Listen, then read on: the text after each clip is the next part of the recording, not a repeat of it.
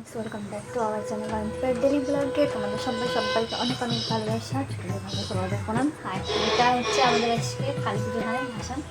তো এই জন্য পূজায় বাসন মানে মাকে বরণ করেছি, তো সিঁদুর করেছি। আর অন্তিকাকে খাওয়াতেছিলাম, অন্তিকাকে খাওয়ানো হয়ে গেছে। আর আমি আলাদা একটা শাড়ি পরেছিলাম, ওই তো দেখা যাচ্ছে না, আমি আলাদা শাড়ি পরেছিলাম যেটা এখন চেঞ্জ করেছি। এটা পরেছি, কেমন লাগছে অবশ্যই কমেন্ট করে জানিও। আর যতটুকু পারবো তোমাদের সাথে অবশ্যই শেয়ার করবো, ভালোবাসা দিয়ে। তো এখানে আমি মাকে মানে আমি যেভাবে পারি মানে দেখো, এটা যার যেরকম মনের ব্যাপার, যে যেভাবে পারে মাকে সে সেভাবেই বরণ করে। তো আমি কোনো দিন বিয়ের আগে থেকে বলো, বিয়ের আগে কিন্তু বিয়ের পরে আমি কোনো দিন ঠাকুর বরণ করেনি। এই বছরই মানে এই 2 বছর হচ্ছে। তো আমার মাকেও না কোনো বছর দেখিনি যে মানে আমাদের এখান থেকে মানে আমার বাপের বাড়ি থেকে পুজো হতো অনেকটাই দূরে। তো আমি আমার মাকেও কোনোদিন দেখিনি যে অত দূর গিয়ে মানে ঠাকুরকে বরণ করতে। আমি যেরকমভাবে পারি সেরকমভাবে করেছি। আর এটাই হচ্ছে। তো দেখো এখানে মাকে বরণ করা হচ্ছে। আর আমি ফোনে মার সাথে কথা বলছিলাম, জানি না যে সবাই মা বরণ করা হয়ে গেছে। মানে আমাদের এখানে ডিজার মতন যার যখন সময় হয়েছে সন্ধ্যের পর থেকে সে তেমনভাবে মাকে বরণ করে নিয়েছে। তো আমরা তো জানতাম না যে মাকে বরণ করা শুরু হয়েছে। তো মা লাস্টে মানে আমাদের এখানে পুজোর হচ্ছে কি যে পুজোর বিসর্জনের দিন খিচুড়ি করে মানে রাস্তায় যত লোক যায় সবাইকে দেওয়া হয়। তো সেই দিনকে বিসর্জনের দিন এই মানে খিচুড়িটা করা হয়েছিল। তো মা খিচুড়ি আনতে গিয়ে থাকে, সবাই মানে ঠাকুর বরণ করা হয়ে গেছে। তো মা আমাকে এসে বললো তুমি ঝট করে রেডি হও, যাওয়ার পরে ভালো করে সাজবে। তো তাই জন্য আমি ঝট করে এই শাড়িটাই চয়েস করেছিলাম। তো আমার দাদাও বললো এটাই পরো। দুটো সাদা শাড়ি ছিল, একটা আর একটা মানে চামড়ানির মধ্যে ছিল। তো তাড়াতাড়ি এটা পরেই গিয়েছিলাম। তো মাকে এখানে বরণ করছিলাম না, দুবার এবছর করলাম। আর এখানে সবাই ঠাকুর বিসর্জন মানে যে যেমন খুশি নাচও হয় না। তো যে যেরকমভাবে পারে সে সেরকম মায়ের ভাষণে ডান্স করছে। আমিও করেছিলাম, তোমাদের দাদাভাইকে বলেছিলাম ভিডিও করতে, কিন্তু তোমার দাদাভাই অন্তিকাকে নিয়েছিল বলে তাই ভিডিও করতে পারিনি। আর সেরকম কেউ ছিল না ভিডিও করে দেওয়ার মতন। তো ওই জন্য যতটুকু পেয়েছি স্কিপ নিয়েছি। চলে আসলাম আবার পরের দিন সকালবেলা ভাইফোঁটা ছিল। ঠাকুর বিসর্জন করে বাড়ি আস্তে আস্তে আমাদের বেজে গেছিলো রাত 12টা, মানে 12টা না ওই 11:15 মতন বেজে গেছিলো। তো এসে আনতে থেকে জামা করে খাইয়ে তো নিয়ে গেছিলাম, ভেবেছিলাম এসে দুধ খাবো, তো আর খাইনি। ওকে টয়লেট করে নিয়ে শুয়ে পড়েছিলাম। করছি 5 রকম ভাজা, মাছ আর মাংস, মাছা বাটা দিয়ে ডাল। আর তোর দাদা ভাই রয়েছে আবার একটা মাছ ভেজে দিতে। এখন এগুলোই হচ্ছে। আর ভাত হয়ে গেছে প্রায়। আর প্যান্ডেল কালকে ঠাকুর বিসর্জন হয়ে গেছে, প্যান্ডেলও খুলছে। আর দেখো আন্তিকা ঘুরছে, আন্তিকার বাবা রয়েছে বাইরে। আর মা সব জামা কাপড় কাচাকুচি করে দিয়েছে। এবার আমি শুধু রান্না করছি। তো বাইরে এসে পরের দিন বলেছিল তো আমার দাদা ভাই অফিস যাবে। আর ও বলেই শুয়েছিল আমি অ্যালার্ম দিইনি, যদি ঘুম পারে তাহলে অফিস যাবে। তো তোমাদের দাদা ভাই সেদিন অফিস থেকে আমাদের 5 রকমের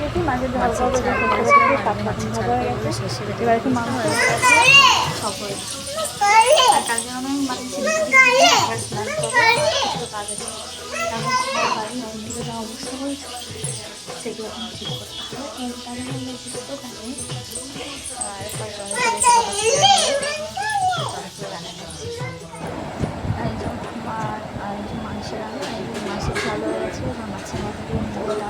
এবার আছে চিংড়ি মাছের মাথা বাটা হবে। তার জন্য এটা প্রিপারেশন নিয়েছি। এটা রসুন আছে, শুকনো লঙ্কা, কাঁচা পরে আমি এখানে খাওয়ার মাছের মাথা দিয়ে ডাল, আর এটা মাংস করলে আর ওখানে একটা ভাজা ভুজি আছে। সেটাছিলাম ভাত আর 5 রকম ভাজা রাখা, তেল দিয়ে দেবো, চিংড়ি মাছের মাথাটা বাঁধবো। আর এবার আছে মাংস পেঁয়াজ মাথা ভাজা করে নিয়েছি, হয়ে গেছে, মাংস চাপিয়েছি। এবার তাড়াতাড়ি করে রেডি হয়ে রেডি সেটা হয়ে নিই। আমি দাদা বলছিলাম যে চন্দনটা দিতে হয়। আমি তুমি বলছিলাম দেরি হয়ে গেছে, চন্দন দিতে হবে না। মিষ্টি আর মালা রেডি হচ্ছে। আমি তোমাদের দাদাবাবুকে বলছিলাম যে চন্দনটা একটু লাগিয়ে দিতে। আর আমাদের পুরোই চন্দনটা মানে লাগিয়ে নিয়ে তো মাও তো ঠাকুর বাসনের সাথে লিখে দিয়েছে। তাই জন্য যে চন্দনটা করে তোমাদের দাদাবাবু দিতে দিচ্ছে। আমার হাতের কাজটা একটু জাস্ট এগিয়ে দিচ্ছে দাদাবাবু। আর এই জন্য এখানে গেছিলাম ধান দুব্বু স্নান করে ওটার পর আগে নিতে গেছিলাম দুব্বু। এটা ধান দুব্বু নিয়েছি। আর এদিকে দই নিয়েছি, 5 রকম মিষ্টি নিয়েছি। তার মধ্যে একটা ভুল হয়ে গেছে, কী বলবো, ওই যে 5 রকম ফলের কথা সেটা আমার মাথা থেকে বেরিয়ে গেছে যেন।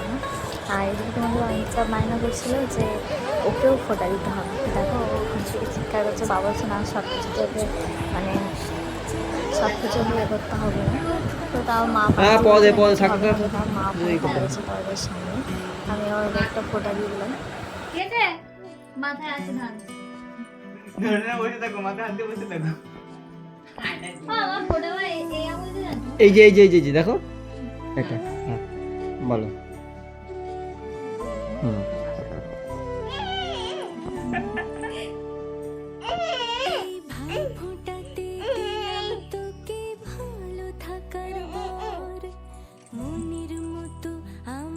চোখে করিস তুই মনের দাওয়া আর কিছু না আমার পাশে ভাই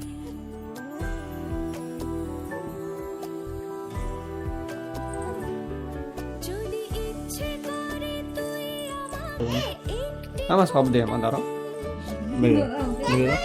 হ্যাঁ মা, থাকে বাঁচতে এই হোক নৌকো আর কিছু না চাই জলের পাশে যেমন হাওয়া আমার পাশে ভাই জলের ওই যে আগুনটা নিয়ে মাথায় দাও, এরম ভাবে দেখো, এই যে এরম মানে মাথায় যেমন যেমন ইয়ে দাও, হ্যাঁ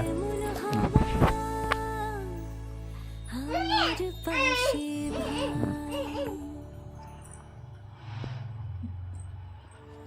ভাই ফোঁটা প্রণাম করো। দিলাম তোকে ভালো থাকার না না প্রণাম কর।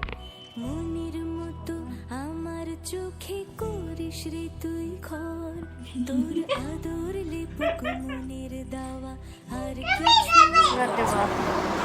তো দাদাকে ফোটা দেওয়া কমপ্লিট, আমি বলছিলাম যে পরে দাদাকে খেতে দিই, পরে তা তোমাদের দাদা বলছে না আমি তোদের একটু খেতে দাও, খেয়ে দিয়ে তাহলে রেস্ট নিয়ে একটু ধীরে সুস্থে বেরোতে পারবে। আর এখানে আমি তোমাদের এটাই দেখাচ্ছিলাম, অয়ন্তিকা খেতে খেতে না ঘুমিয়ে পড়েছে, আর আমি এখানে বসে আছি কিন্তু ভাত থালায় নিয়ে খেতে খেতে ঘুমিয়ে পড়েছে। মানে এখনও কিছুটা ভাত বাকি আছে খাওয়া। তো মানে সে সকালবেলা উঠেছে আর ক্লান্ত হয়ে গেছে, তখন প্রায় 2 বাজে, মানে আড়াইটে প্রায় বেজে গেছে। আর আমি তোমাদের এটা দেখাচ্ছিলাম মানে যাই হয়ে যাক না কেন, ঘুম আসুক না কেন, ফোন হাত থেকে ছাড়লে হবে না। তো ওটাই আমি তোমাদের দেখাচ্ছিলাম যে দেখো ফোনটা পড়ে যাচ্ছে তখনই কিন্তু চোখটা খুলছে, আবার ফোন করে যাচ্ছে, আবার চোখ খুলছে। বেশি বেশি করে লাইক কমেন্ট শেয়ার সাবস্ক্রাইব করে আমাদের চ্যানেলটি পাশে রাখবে। তো চলো দীপাবলি অনেক অনেক মনে করে আনন্দ করো, আর বাজি ফাটাও কিন্তু সাবধানতা, নিজের সাবধানতা খেয়াল রেখে বজায় রেখে তারপরে